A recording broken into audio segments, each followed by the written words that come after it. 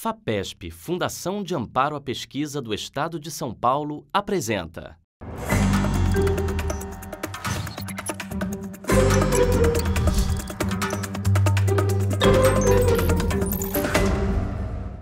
Olá amigas, olá amigos.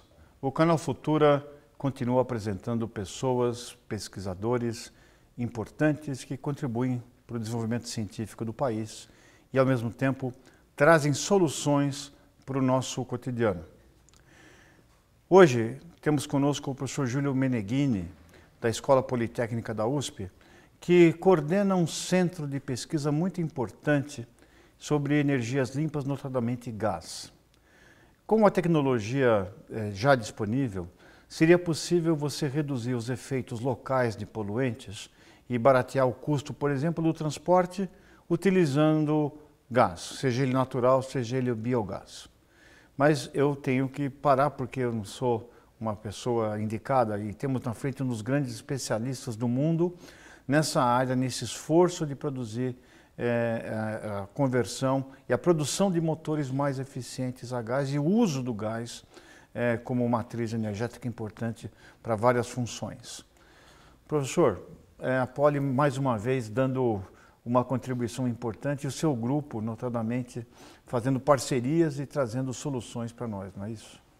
Professor Saldiva, é um prazer estar aqui e, como você disse há pouco, aí, nosso grupo está tentando apresentar soluções, nós estamos investigando uma série de soluções para fazer com que o gás natural, o biogás, o hidrogênio tenham uma penetração maior na matriz energética brasileira, mundial, e o nosso foco agora tem sido, num balanço geral, diminuir emissões de gases de efeito estufa, em particular CO2, dióxido de carbono. Então, a nossa missão principal agora é utilizar o gás com aquele objetivo de diminuir emissões.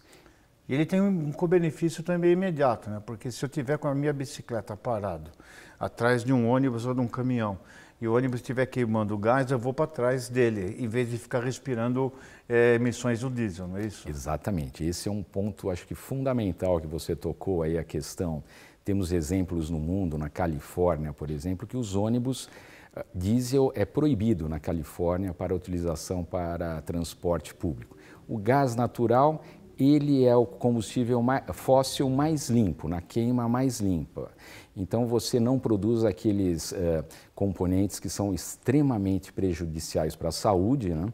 Então, além de você diminuir a questão de emissões de dióxido de carbono, que estão relacionados a essas emissões com mudanças climáticas, você tem um efeito direto aí numa melhora da qualidade de vida e a questão de saúde passa a ser um ponto chave, principalmente em centros urbanos. Pois é, você pode então, com uma política energética mais limpa, você faz o combate dos gases de efeito estufa, que são de longo prazo, de grande tempo de permanência na atmosfera, mas você tem uma vantagem em você trazer os benefícios para a vida do cidadão no curto prazo. No curto prazo e é onde está sendo queimado. Exatamente. Quer dizer, quando você fala para as pessoas que se você fizer tudo certo, vai reduzir os gases de efeito estufa em 80 anos, e o primeiro beneficiado ser vivo é o urso polar, talvez não tenha tanto apelo quanto dizer que a sua saúde melhora agora no seu quintal, no curtíssimo prazo. Isso talvez dê um substrato de motivação para mudanças. Você tocou num ponto, nós temos assim, o nosso centro procura agir no curtíssimo prazo, que seria a substituição.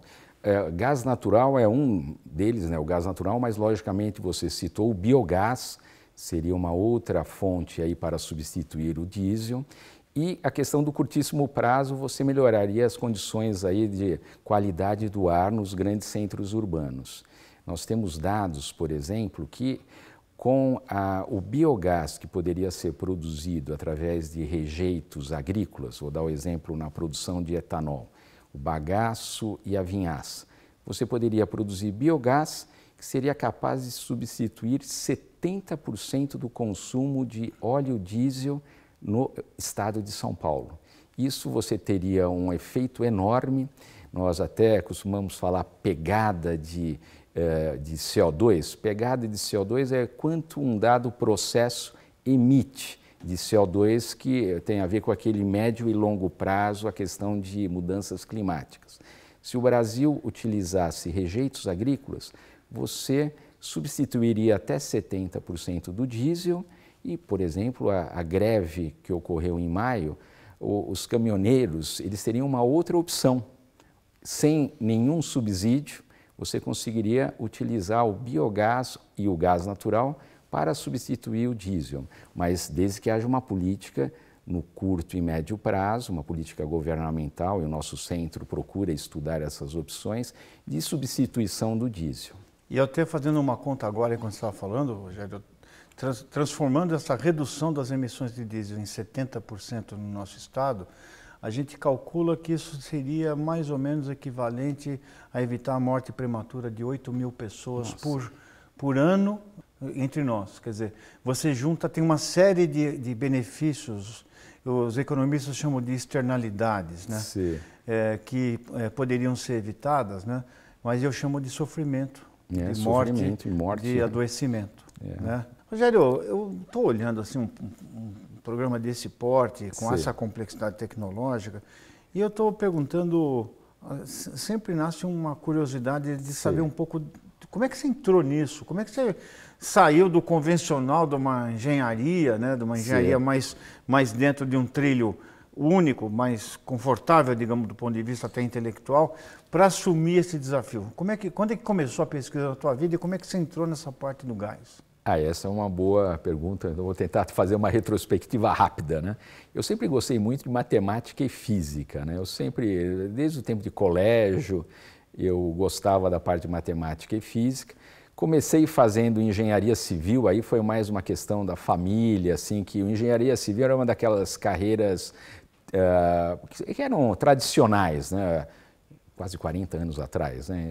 Então era há quase 40 anos. Já era eu segui engenharia e na engenharia civil eu descobri a parte de mecânica dos fluidos, hidráulica, fiz o meu mestrado e o curso de física. Aí eu me interessei tanto por física que eu fiz o bacharelado em física.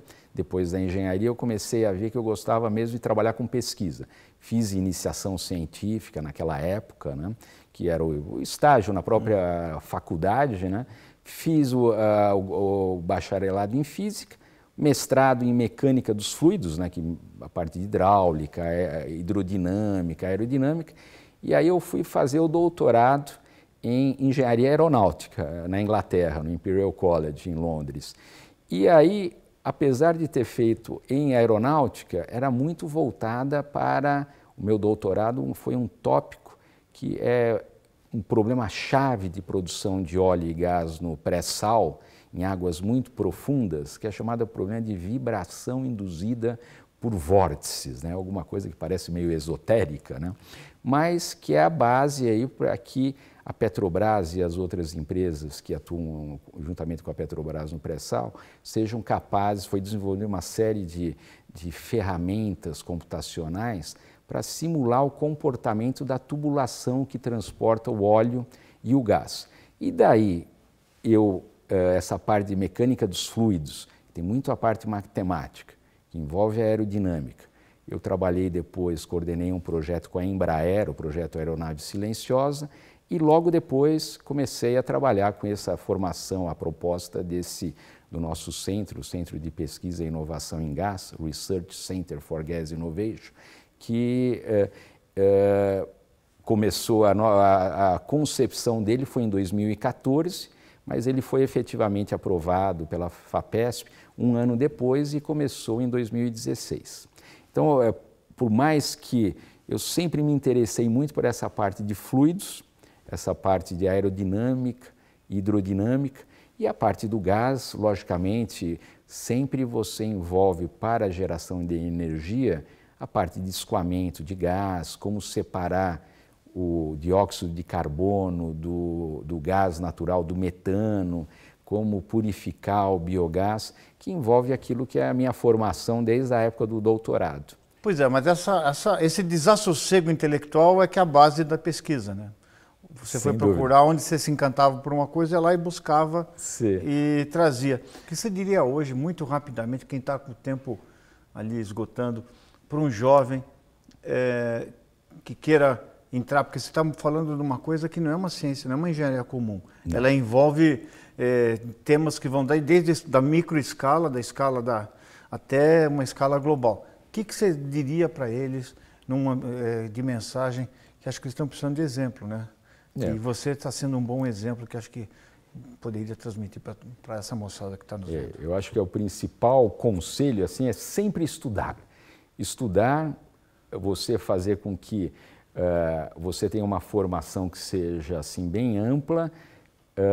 A questão da pós-graduação também, o aluno ele se integrar nas universidades assim, que fazem pesquisa e que tentam apresentar soluções para o Brasil.